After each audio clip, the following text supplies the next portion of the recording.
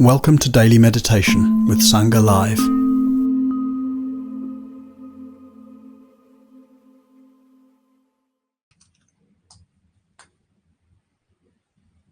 Good morning, everyone. I hope you're doing well. So this morning I checked the news and saw that there may be a ceasefire in Gaza agreed later today. I then, read down the rest of the article and saw how, even if it is agreed, which everyone is pulling towards, it will only be for 6 weeks, to exchange the hostages and so on. And then the various members of the Israeli government will insist on resuming the bombing.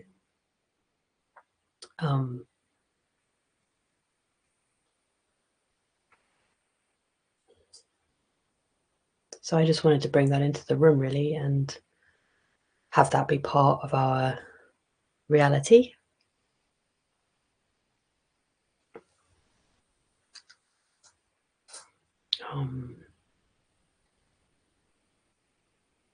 Yeah.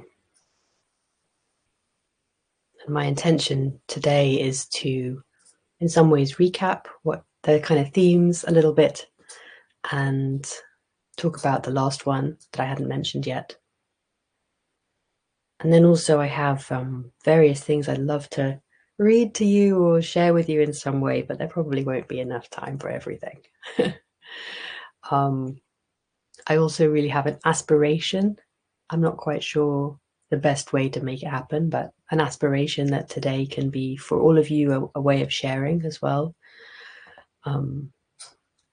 Sharing things that you maybe have found where this Venn diagram intersection happens. So we have the world of dharma practice, and we have the world of social action, political action, ecological action, injustice and the burning world, creating something better.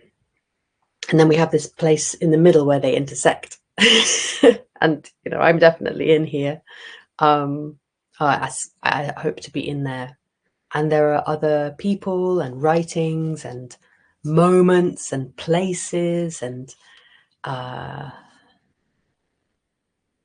there's other phenomena who maybe occupy that space. And I just would love for you all to share resources or share ideas.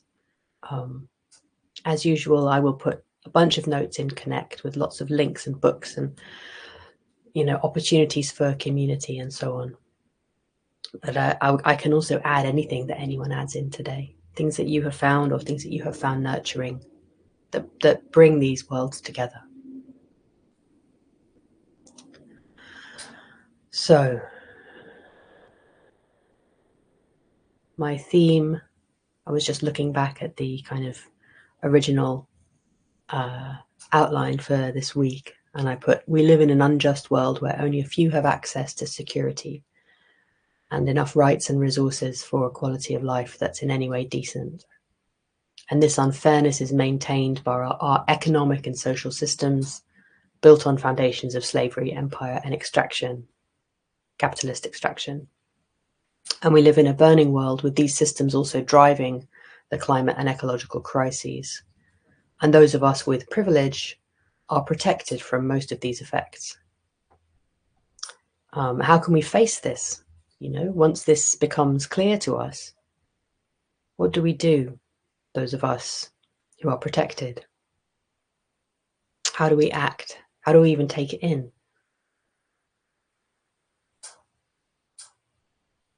The fact that the climate crisis is already happening directly for most people in the world.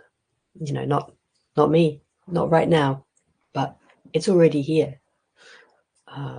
It's just unevenly distributed. So what if this is overwhelming? What if this is painful? And so we're stepping into these questions, and it's about seeing it through the lens or with the assistance of the Dharma. And I formulated these 7 paths of responsiveness. But I think one of the themes that I've not maybe named explicitly, but it's running through it, is this idea of paradox or tension, or holding things in mind and in heart that may seem contradictory at first glance. And I think the Dharma really trains us for these kinds of paradoxes. Our practice allows us to build a foundation of steadiness whereby something that could be experienced as very destabilizing kind of cognitive dissonance can rather be held, because we are just as we develop an ability to have steady embodied attention and gentleness in the face of difficulty, we also develop something. I don't want to use the word muscle because it's not like a tough guy thing, but there's something about like we develop a potential, and I think it is a bit like muscle, through repeated use of being kind of able to be comfortable with the discomfort of apparent paradox or apparent cognitive dissonance.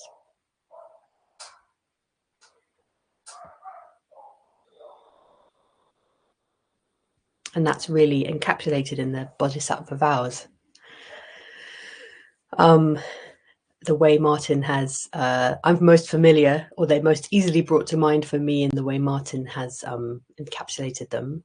So countless are living beings. I vow to row them all to the further shore. Countless are the poisons, greed, hatred, and delusion, and all the others.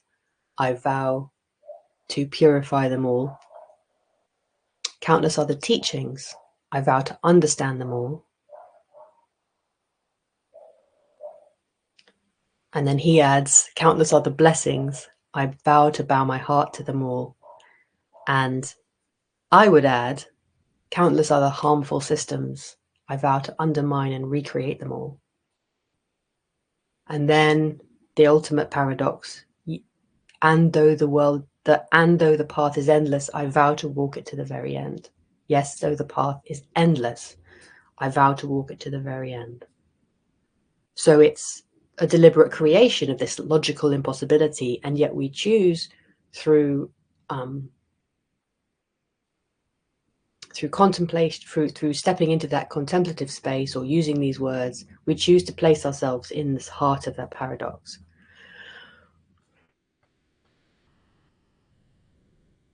And to like allow ourselves to hang there in the resonant, I don't know, tension's the wrong word, but there's something about being in that, maybe that frequency of the paradox and remaining open to both.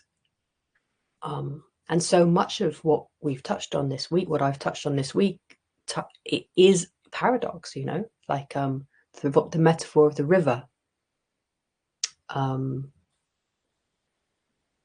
Countless are the harmful systems. I vow to undermine and recreate them all. That's my addition to the Bodhisattva vows.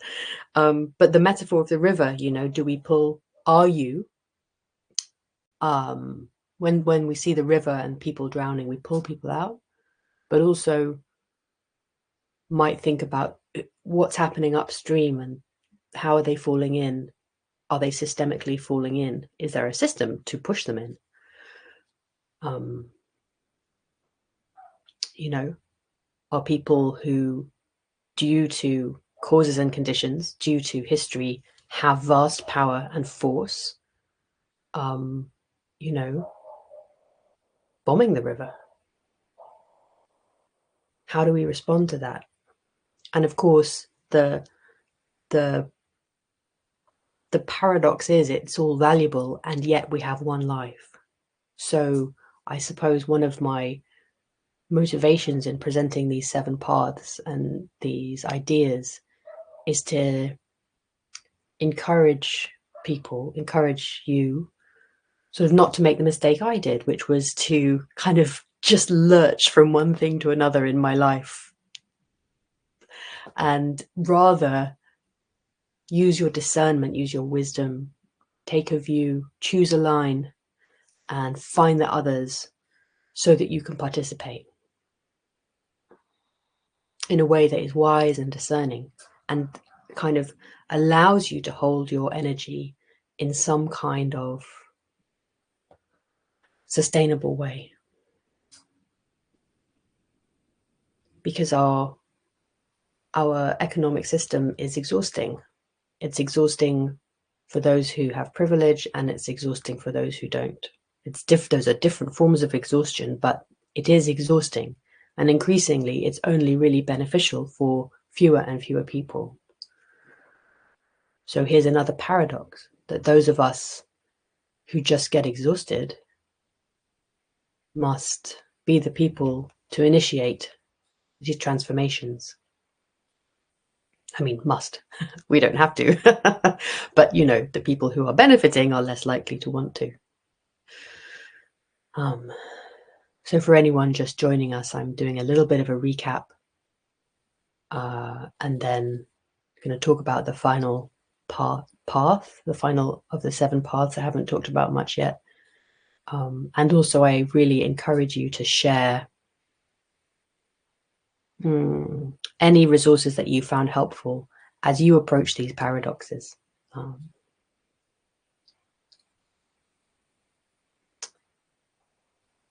So I'm just going to find my notes again because I wanted to tell you about this final path.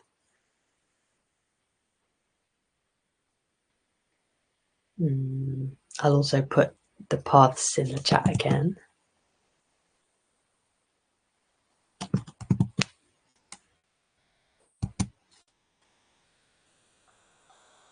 I'm going to talk about nurturing your energy.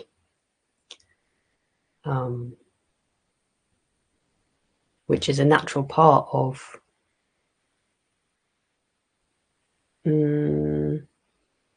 staying responsive, I suppose, not becoming too exhausted.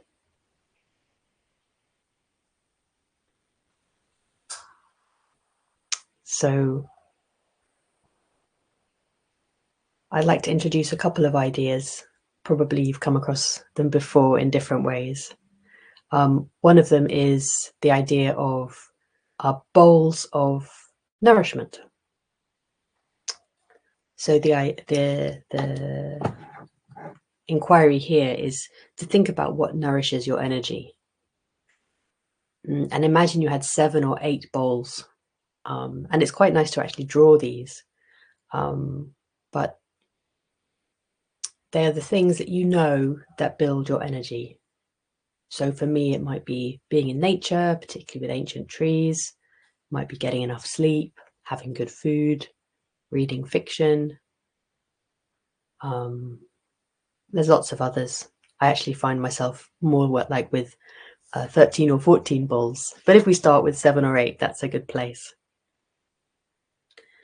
And to pay attention really to how your bowls are doing throughout your day, throughout your week. And remember to keep them topped up.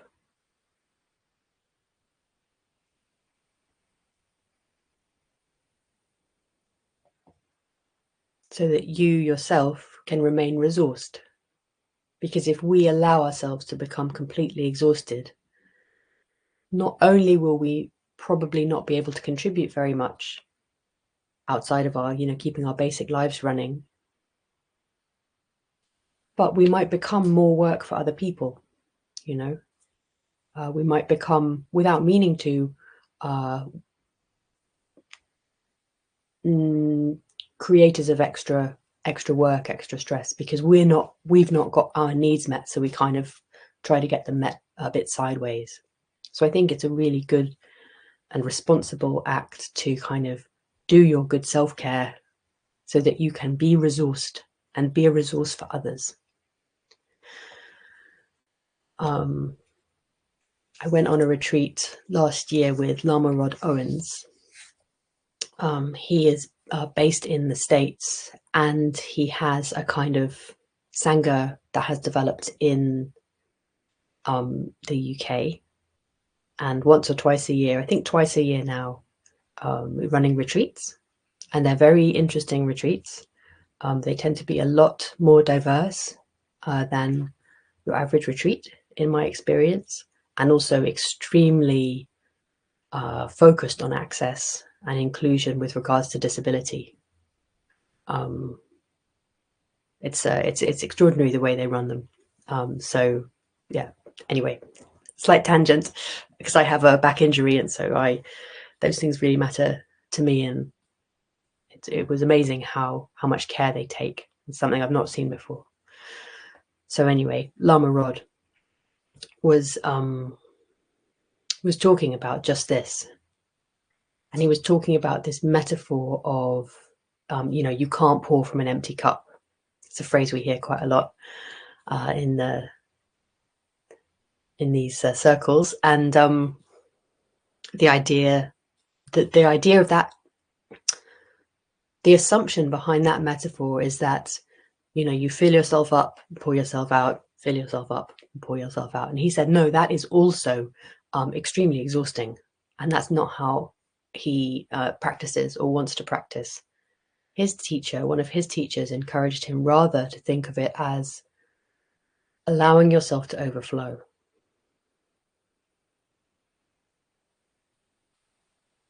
To be so abundant in your resourcing and abundant in your energy that the good stuff just kind of overflows and can be shared with others, kind of wherever you go,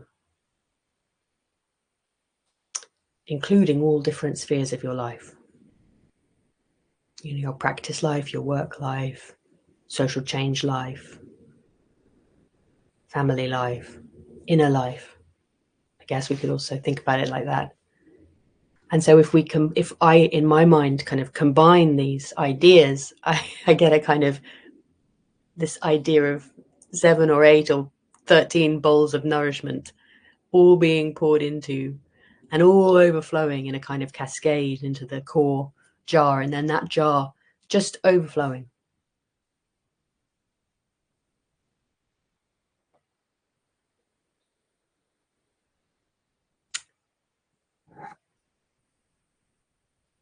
I think that's a great aspiration. I really like that image. I find it helpful.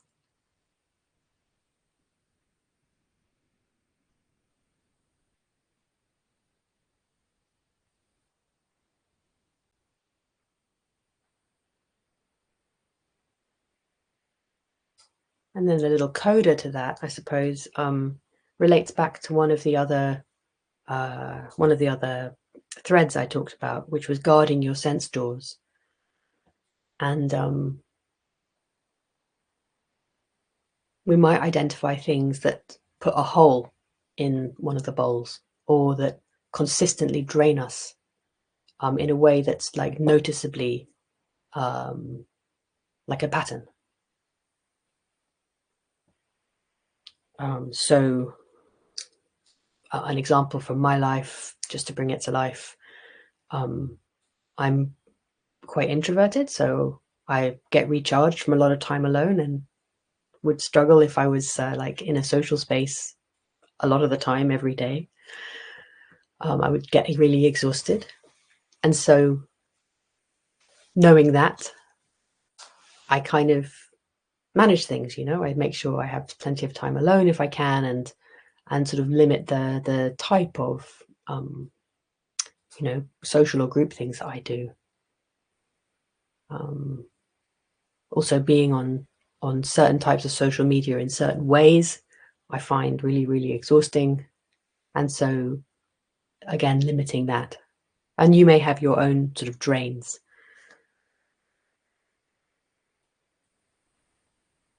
Like Thich Nhat Hanh called all of these things we take in the four nutriments, and it's worth kind of considering all of them. What nurtures us, but also are there kind of key things that really drain us, that we might fall into the habit of doing consistently in a way that is counterproductive.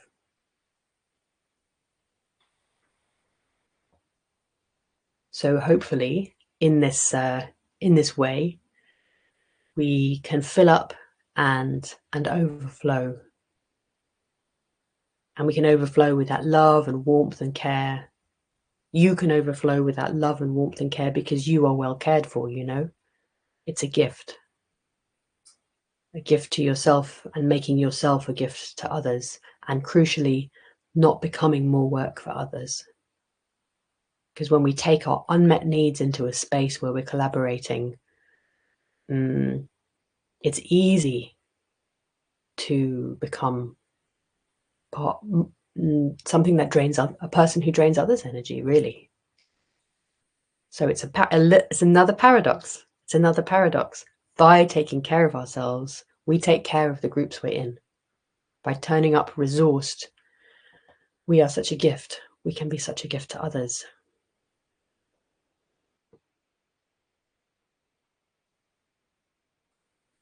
That reminds me of a quote that I'm not going to get right, but it's something like, do not ask what the world needs. Ask what makes you come alive, because what the world needs is people who have come alive. Again, touching this kind of paradox.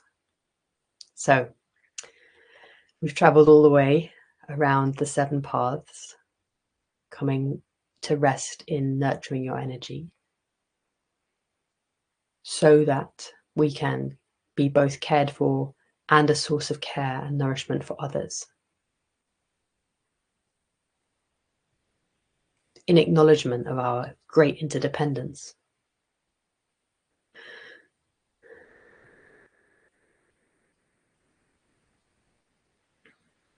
So let's sit with these ideas, perhaps a little bit. So feel free to set yourself up to in a way that is supportive for you, whether you're sitting or moving or standing, or maybe you're lying down today. Finding a way to be that is grounded, contactful with the earth.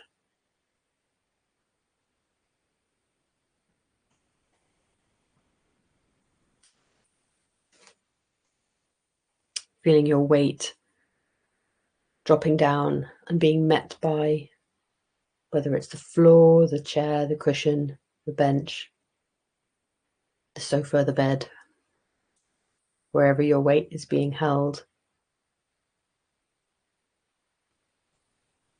That weight is being transmitted through whatever space or building you're in, down and down to the ground, the foundations, and the earth. And the earth is meeting your weight. And the earth can take it. So you can relax, if you like, and trust. Allow yourself to be held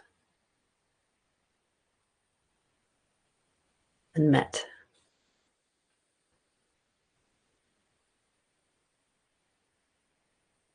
Allow yourself to be witnessed by the earth and by one another. As we sit now in community and in care.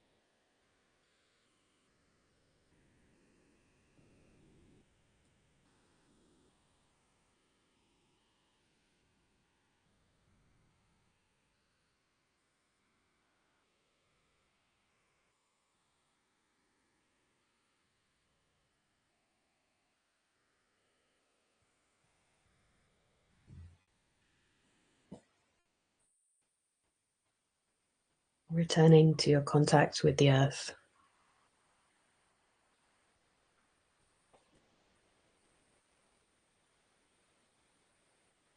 The way the earth's weight meets yours.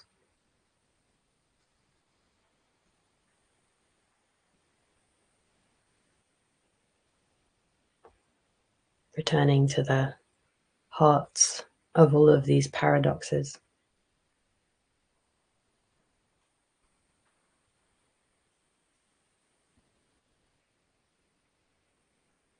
Conscious of the earth and made of the earth.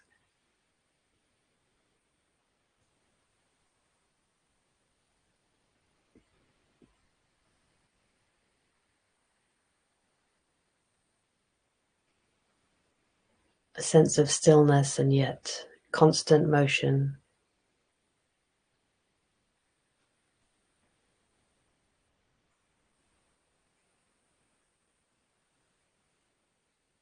A sense of a separate consciousness and yet an open system.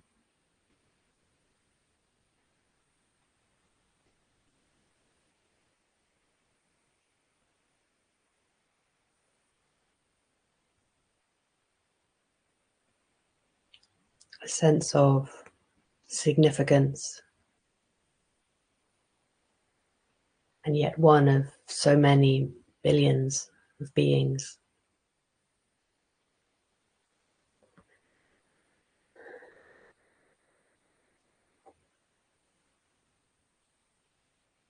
How can we find our resting point?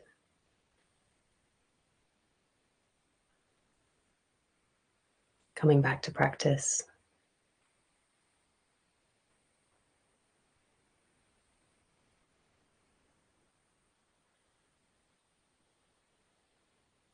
Direct experience held by wide awareness.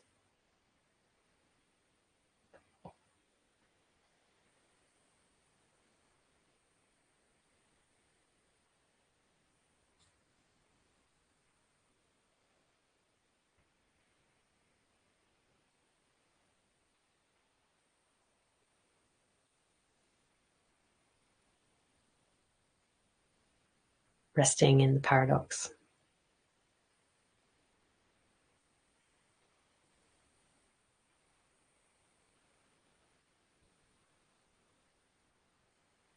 The breath, the contact with the earth.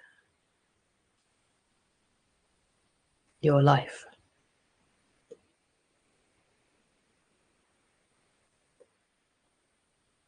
Your aliveness.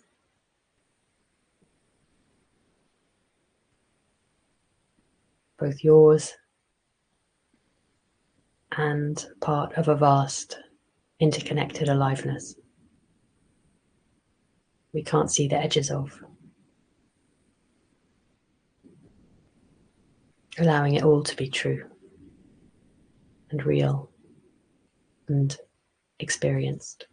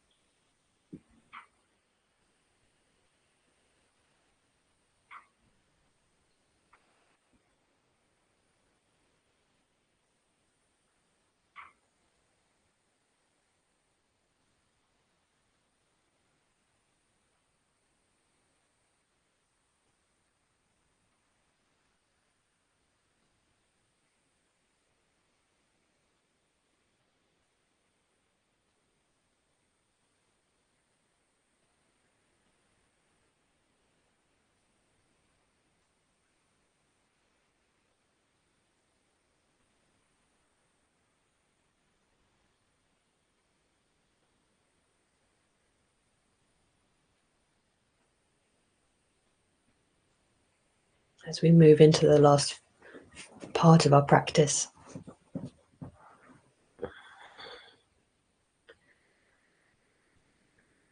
resting in the goodness of your practice, acknowledging the goodness of your commitment and the resonance of that, the abundance of that, allowing it to rise up in you and overflow.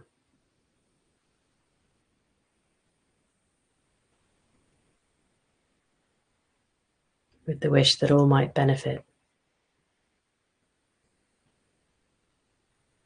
from our practice together.